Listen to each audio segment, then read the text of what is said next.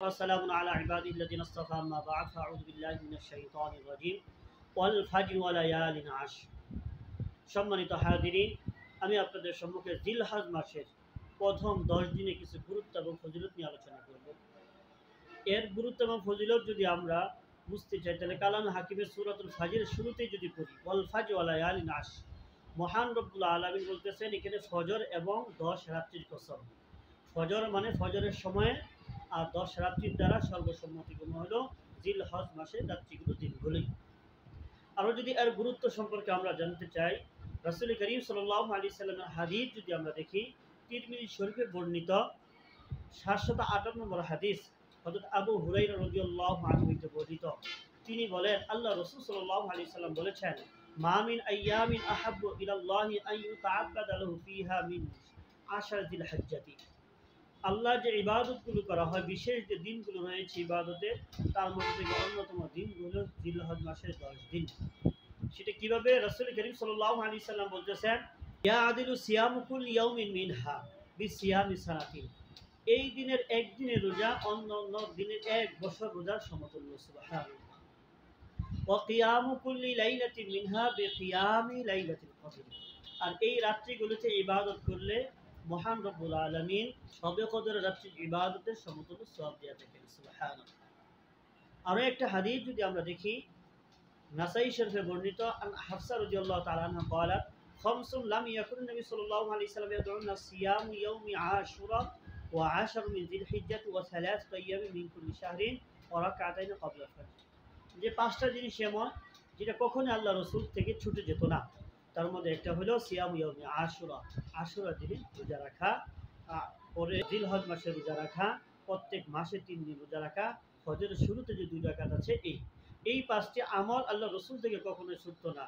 তাহলে আমরা বুঝলাম যে আল্লাহ রসুলের গুরুত্বপূর্ণ 5টি আমলের মধ্যে এটাও একটি, যে জিলহজ মাসে রোজা রাখা। যদি রোজা রাখে তাহলে একদিন রোজা রাখলে 1 বছর সমতুল্য।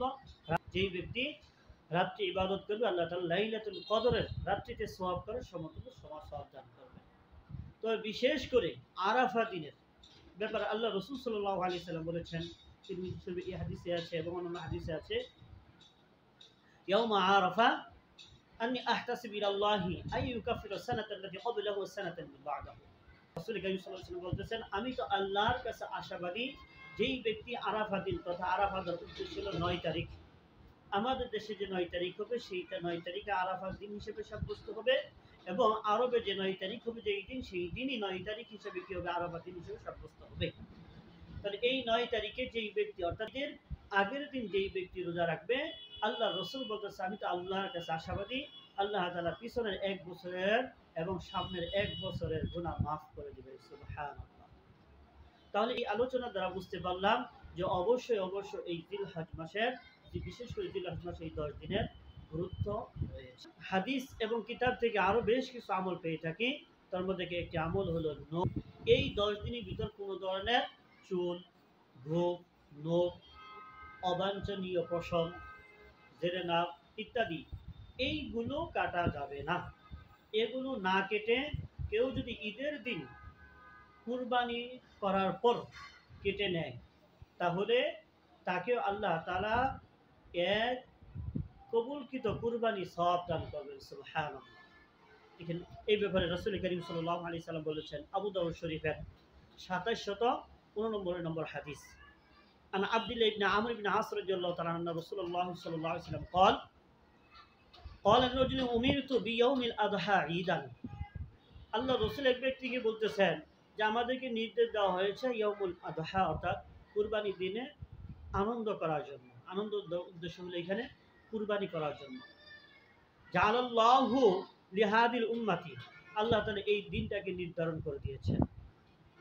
আল্লাহ রাসূল সাল্লাল্লাহু আলাইহি ওয়াসাল্লাম হাতে বলতেছেন, ইয়া রাসূলুল্লাহ, আমরা তো সকলেই কুরবানি দিতে পারবো না। আমার কাছে একটা উটনি আছে এরকম, যে আমাকে দুধ পান করার জন্য দান করা হয়েছে, দেওয়া হয়েছে, এখন কি আমি ওইটাকে জবাই করব? তখন আল্লাহ রাসূল সাল্লাল্লাহু আলাইহি ওয়াসাল্লাম বললেন, না, অন্যের উট তুমি কি করতে পারবে না? জবাই করতে পারবে না। কি করতে হবে? ওয়ালাকিন তাখুযু মিন শা'রিকা ওয়া তুকাল্লিমু আযফারাকা ওয়া তাকুসসু শারিবাকা ওয়া তাহলিকু আনাকা।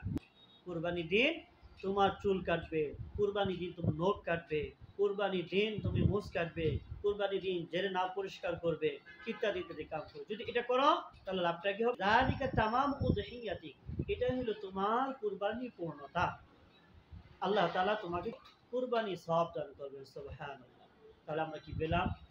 একটি বিশেষ আমল পেলাম যে চাঁদ ওঠা এই যে দিনগুলো আছে এগুলোতে না কেটে আমরা যদি কুরবানির দিন, কুরবানি যারা কুরবানি করবে তারা কুরবানি করার পরে, যারা কুরবানি করবো না আমরা, এখানে কিন্তু এই আমলটা শুধু যারা কুরবানি করবে তাদের জন্য সীমাবদ্ধ নয়, বরং এই আমলটা যে কেউ করতে পারবে। যারা কুরবানি করবে না তারাও করতে পারবে এই আমলটা। তারা করবে নিজের নামাজ পড়ে, তারা যদি এই কাজটা করে তাহলে কবুলকৃত একটি কুরবানি সওয়াব দান করবেন। সুবহানাল্লাহ।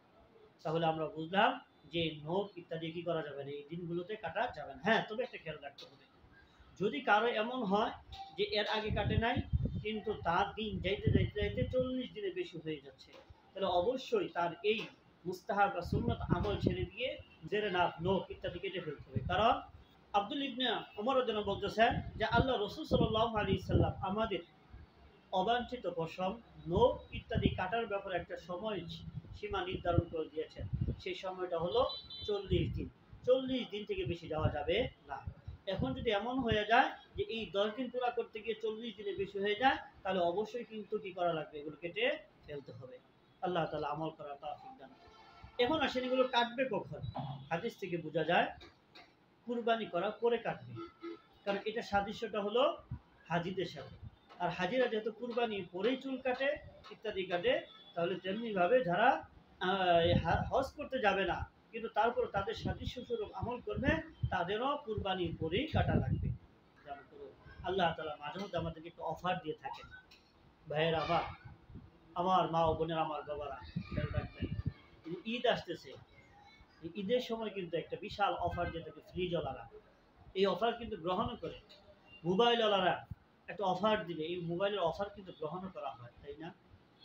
যদি টাকা নাও থাকে এদিক সেদিক করে কি করা হয়, এই অফারগুলো গ্রহণ করার জন্য কেনাকাটা করা হয়। আল্লাহ তাআলা আমাদেরকে কিছু অফার দিয়ে রাখেন বিশেষ দিনগুলোতে, যাতে করে আমাদের গুনাহগুলো আমরা মাফ করাইতে পারি, আল্লাহর নৈকট্যতা অর্জন করতে পারি। এই জন্যই কিন্তু মহান রব্বুল আলামিন এই 10টা দিনও আমাকে দিয়েছেন, আপনাকে দিয়েছেন, যাতে করে আল্লাহ তাআলার নৈকট্যতা অর্জন করতে পারি, আমাদের গুনাহগুলোকে মাফ করাইতে পারি। আজকে মোবাইল বা আজকে ফ্রিজ আসে, যার একটু বিচক্ষণ যে 1-2 মাস পরে কিনবে, সে কিন্তু অবশ্যই কিনে নিচ্ছে। তাহলে তেমনিভাবে যারা দিনের ব্যাপারে বিচক্ষণ, পরকালের ব্যাপারে যারা বিচক্ষণ, তারা অবশ্যই এই দিনগুলোকে, এই রাত্রিগুলোতে হাতছাড়া করবে না। তারা অবশ্যই অফারগুলো, আল্লাহর দেওয়া অফারগুলোকে তারা গ্রহণ করবে। আল্লাহ তাআলা আমাদের সকলকে আল্লাহর দেওয়া এই অফারগুলো গ্রহণ করার তৌফিক দান করুন। ওয়া মা আলাইনা বালাগ। আসসালামু আলাইকুম ওয়া রাহমাতুল্লাহি ওয়া বারাকাতুহু।